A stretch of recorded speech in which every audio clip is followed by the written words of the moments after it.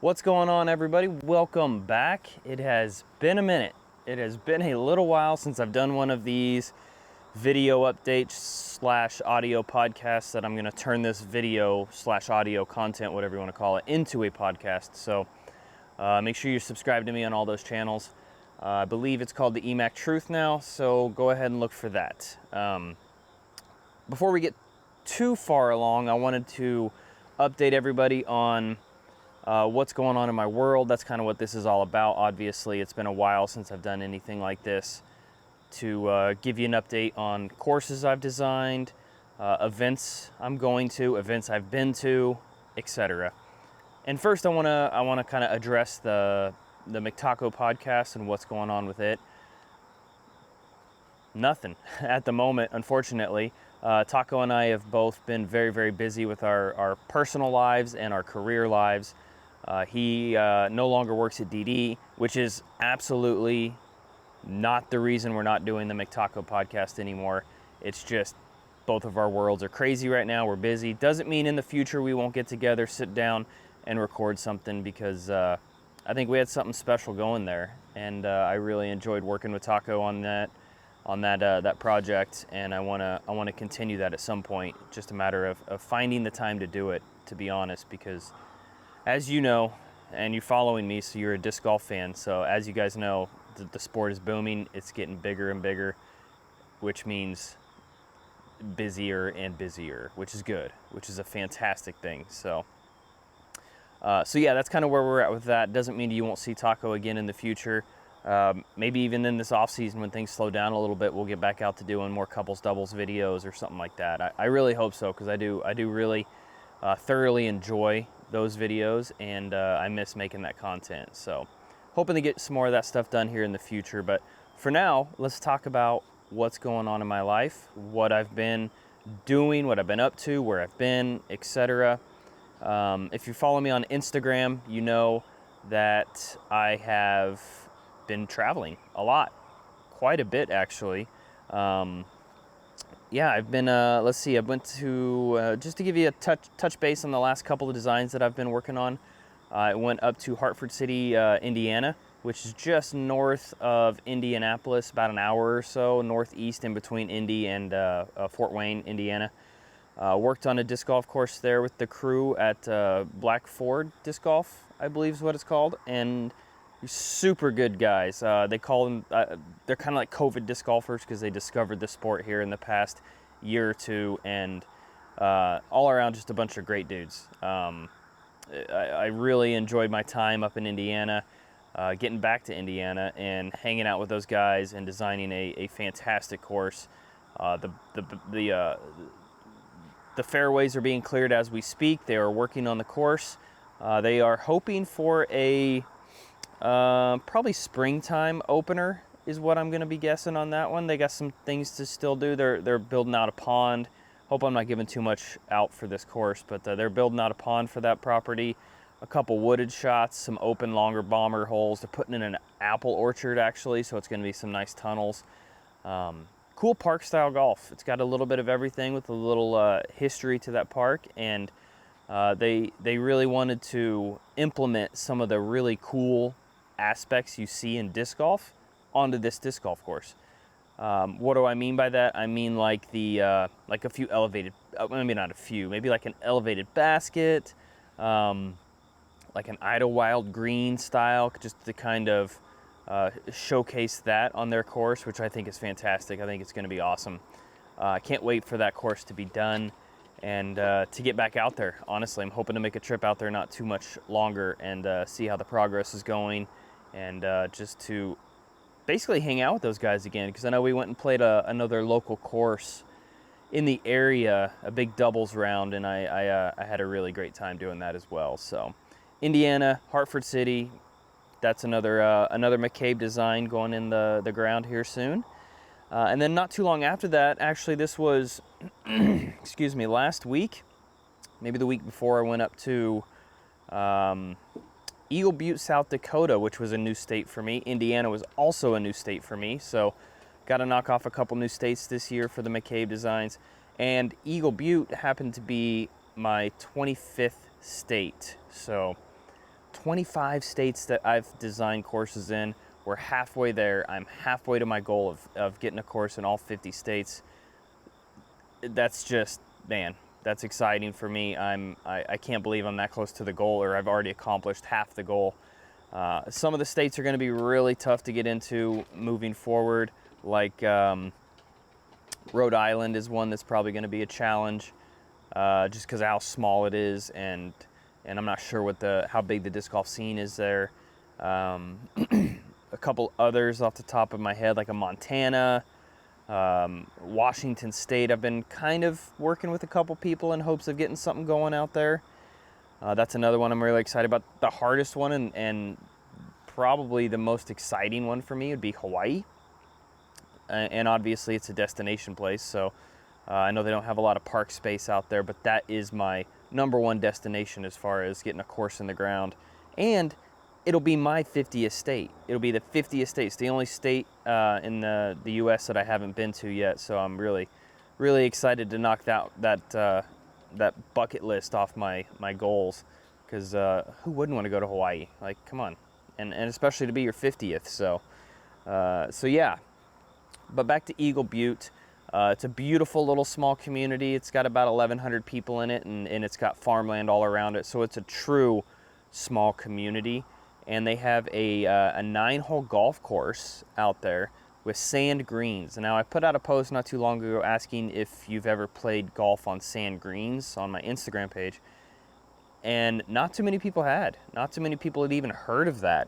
I have heard of that. We, over in Chase County, up kind of just down the road from Chase Disc Golf Course, the Boyce Bumgardner Memorial Course, there is a golf course there with sand greens. So it's unique, but it's, you know, you would think it's easier than maintaining grass, but it's a challenge too, not getting weeds growing up through it, keeping it smooth with the right kind of sand in it, not having critters do their business in it and that kind of thing. So, but it's a cool little 9-hole golf course. It's got a couple par 4s, a par 5 on it, so it's got some land on it. And when I originally had gone out there, they wanted a 9-hole course, because I think in their head they were thinking it's a 9-hole golf course. We can make a 9-hole disc golf course out of it. But as we know from the Emporia Country Club, being a 9-hole course, you are actually able to, if you have enough room, to put 18 on 9, and it works out pretty well. You know, some scenarios, some situations, it may not work out as well, but this one, much like the Country Club, works out fantastically. And it's a cool course. It's going to be awesome. So I went out and I designed a 9-hole loop, and then I designed 9 other holes for when they're ready to put the other 9 in, but they're going to start out with just 9, and then eventually purchase the other 9 baskets and then put those 9 in the ground too. Probably run some fundraiser events and that kind of thing. So that's very exciting.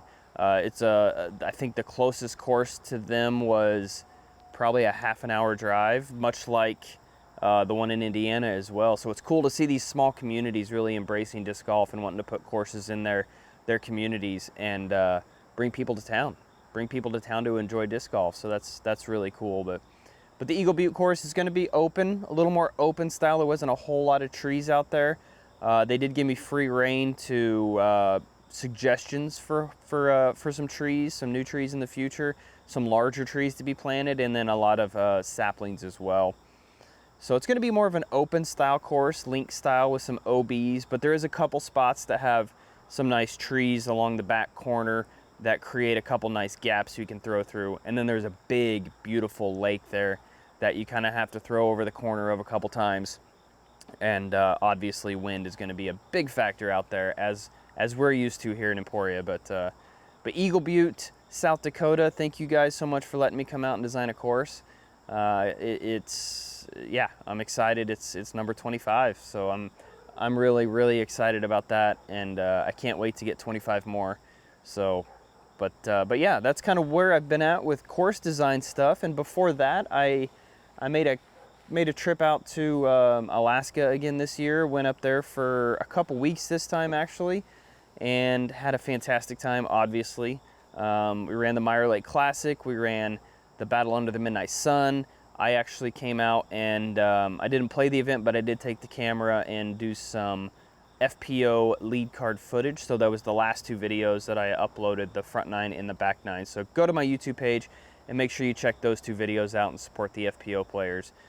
It was fun, and you get an idea of what the course looks like. The course isn't 100% finalized yet. There's still a couple things to work on, and obviously that goes without saying due to Alaska having very small time frame window for being able to get equipment into the woods before it starts snowing, raining, getting cold again. So I did get some updates from them here in the past couple weeks, that they have been working hard up there, and they've got the long tee pad for number 6 done, and I believe that they were working on the long tee for number 13 as well, which 13 is the big downhill hole. I'm sure you've seen pictures that I've posted of it, but very excited for that hole. It's going to be one of the signature holes on the course. And shout out to Mike and Marissa and TJ and everybody else involved up there at Meyer Lake. You guys are killing it.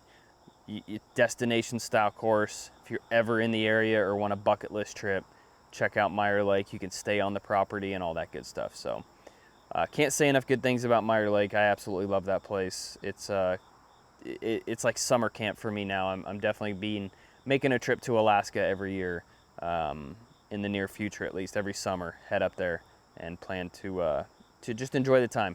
Just enjoy my time up there. It's kind of like an escape almost. So would love to put another course up there. So if anybody's watching has some land in Alaska that wants another course, I'd be happy to help out with that. So yeah, that's kind of it for what I've been doing travel-wise and design-wise the past month or so. I've been doing a lot of other things in my life. I actually bought a new kayak, an Old Town kayak, and been doing a little bit of kayak fishing, which has been kind of a nice break from reality, I guess you would say, just to get out there and not have to worry about anything, just go out and have a good time with my good friend Gabe. And yeah, it's awesome. So yeah, that's kind of where I'm at there. Future travels that I have coming up, I've got a trip planned this week. I'm leaving Sunday for Nashville, Tennessee to do a trade show for Parks and Rec, and hopefully get some new disc golf courses put in the ground, or at least make some new contacts for some new disc golf courses. It's always fun to do trade shows. It's going to be a little unique one with COVID restrictions still in place, so showing up, yeah, it's going to be limited hours on it, but it's going to be fun. It's going to be a good time. I'm looking forward to meeting some new people, getting some new contacts, and hopefully getting some courses in the ground out there. Well, not out there, but across the United States, obviously, because people come from everywhere to go to this trade show. So it's one I've done in the past, and I kind of know what to expect with it. So I'm excited to get back out there and do some trade shows. And that being said, it's also the same week as the Music City Open down in Nashville. So I plan to hang out for at least a couple days and go see some of the tour team members, hang out with them, have some meetings with them, and start to discuss 2022. So I'm looking forward to that. Then I come home a couple weeks later, heading out to Rock Hill, South Carolina for the Throw Pink / USDGC event. I had originally planned on playing the event, or trying to Monday qualify at least, but I guess I'm old school and didn't realize that there was a pre-registration that opened up on September 1st, I believe it was. So it's full. There's a wait list, but I will be there in case there's a spot that pops open. I may just try to hop on and try to qualify just for fun, but I'm not foreseeing that being a possibility. I'm mainly going out there to support the team. I know Paige is going to be playing. Clemens is out there playing, and I know he got top 10 last year, so I'm excited to watch him play. AJ Carey just qualified. Zach Melton's qualified. Nice lefty-friendly course. Logan Harpool, one of our team guys from Kansas, is going to be out there, and I know he's really excited to perform. So I'm just excited to get out there and hop on the bags to some of our players. And yeah, it's going to be exciting. It's been a while since I've been to the USDGC, and I haven't been there since they started doing the Throw Pink. I believe this is only the second year of that, so it would be great to see Paige performing and probably gonna grab her bag for a few holes if the whole round if she'll let me. And it's a putter course. It's a putter-friendly throwing course, so I could absolutely see little Paige Shue dominating this tournament, which I would love to see. I really hope that happens. So I will be out there supporting her. It's going to be great.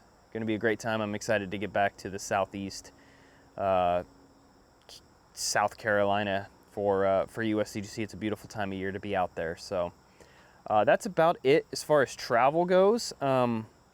The other thing I kind of want to quickly touch base on is the elephant in the room, I guess you would say, maybe, is Bobby leaving DD. First and foremost, thanks Bobby for helping grow DD to what we are today, and you know, we've worked together for, geez, it's been more than 10 years. It's been 13 years probably that we've kind of been working together on some projects, and one of those is Disc Golf Answer Man. I was there for episode 1, and I was there for the last episode. Well, not the last episode, but the episode before the last episode. So yeah, it's sad to see Disc Golf Answer Man. I'm not sure what's going to happen with it. Bobby, I guess, owns Disc Golf Answer Man, so he will be taking Disc Golf Answer Man with him in his journey, and I'm hoping he keeps it alive, because it's meant a lot to me, and there's a big fan base behind it. And I'll be honest, I was a little disappointed to not be on the farewell episode of Disc Golf Answer Man. It was just like a 15-minute Bobby explaining everything, which I completely understand why he just wanted to do it that way, and kind of explain what's going on with him. But I would have loved to at least been on there to wish him well, and to say goodbye to the fans, and more importantly, thank you to the fans. So if there's any of you guys that are big Disc Golf Answer Mans, thank you so much for the support over the years. And I am definitely sad to see it leave, at least for me, my standpoint of it. I really do hope Bobby does continue to do something with it, but time will tell. And no hard feelings with Bobby whatsoever. I'm happy for him. He's doing the right thing, going home to family, and it'll be interesting to see where he lands, because he's been in disc golf for so long, to see if he continues that disc golf trend, if he continues doing media in disc golf, or what he does, because he's been doing it for so long. He's one of the pioneers of it. So I'm excited to see where that leads, and it's kind of like a new chapter for him, new chapter for DD. So I'm excited to see where media goes with DD, with Danny, Anthony, Jacob, and Kevin, and all those guys, and just to see where we take DD's media, and obviously looking for some new talent as well. So I'm excited for the future. It's bright. It's going to be awesome. And speaking of podcasts and Disc Golf Answer Man and all that, I know Anthony and I are brainstorming on a potential new podcast, or maybe multiple podcasts. We're not sure exactly what that's going to entail yet, but we are excited to get together and work. We've always thought that we've worked well together, and I think we could come up with a pretty cool show, and I think it's going to be fantastic. So I'm looking forward to that. So that's kind of the quick update. I know it wasn't on here too terribly long, but I just wanted to give you guys a quick update on what's going on. One last thing I will say, we have the version 2 Fusion X Tour Series discs releasing very soon. We have the Paige Shue Sargent, that's a mouthful. The Chris Clemens Verdicts. We have the Zach Melton Mavericks. We have the, I knew I'm going to miss some of these, but we have the Oakley Felon, and of course, my favorite one, the EMac Truth. These are all in Fusion X plastic. Pretty excited to see these things released. Now we do have the Nico Adder coming out, and Erica Stinchcomb is going to be releasing something pretty soon as well. Some type of X sword that's going to be really cool, going to be available on the website. So that's pretty much the update, I would say, where we're at. And then, of course, the one I did forget about was the hybrid Moonshine Wardens. I didn't forget about it. Those just aren't going to be in the Fusion X, but AJ Risley's hybrid Moonshine Wardens will be out at the same time, or here in the near future. So I'm very excited for those as well. excited for the off season to get some communication going with the team. Hopefully getting them taken care of, and hopefully signing maybe a new player or two. We'll see. We'll see where the ball drops. There's not a lot of the top elite guys contracts that are up this year, so we'll see where that kind of leads. Those conversations lead to. It's crazy now. The conversations with the team it's crazy, just to say the least. So, but yeah, we got a lot going on, and I plan to possibly, even if this episode gets a lot of downloads or views or anything like that, I will continue to do this. If it's something that you guys want me to do, just let me know. I'm more than happy to do that, because I do enjoy it. I do thoroughly enjoy it when I can make the time to do it, and I definitely will if it's wanted. So thank you guys so much. Make sure you like and subscribe, and we'll see you next time.